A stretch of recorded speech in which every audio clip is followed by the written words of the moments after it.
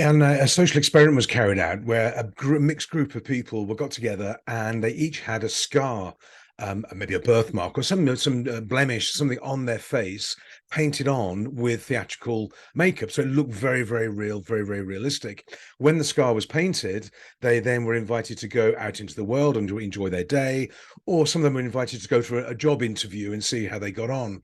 And when they came back into the sort of room at the end of the day, they all reported how they noticed that people treated them differently because of the scar or the blemish or the thing that was on their face. And they all commented that people looked at it, they stared at it, they even commented on it. They felt they were being in the interview being victimized about it, and it was being pointed out. They're very self-conscious about it, and it was very visible to the world.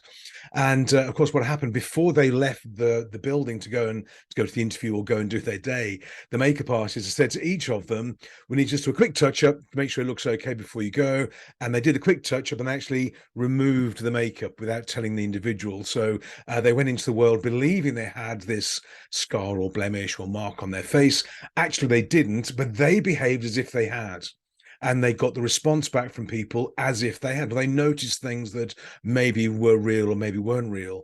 And I think it's a really interesting experiment to show that we have to be very careful of the image we lay onto the world and the feedback we interpret from the world as well. If we believe ourselves to be in a certain situation or a certain state or confident or able or whatever it is, we get that response back from the world. It's reflected back to us. So I think a lot of our exposure to the world and the feedback we get from the world, to a degree, is dependent on our image of ourselves, our level of confidence, our levels of certainty, our beliefs and our mindsets.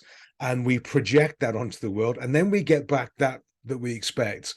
And I think this is interesting for all of them, obviously me included, but I recognize it looking back. I recognize it in my life and career at times when I sort of punched above my weight, and I thought, wow, where did that come from? And clearly all it really was other people had a higher expectation of me than I had, but I didn't realize it. So what we project defines what we receive. So we have to be very careful what we project.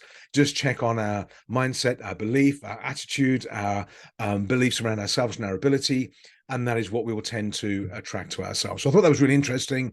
Have a great day. We're heading south in a few minutes.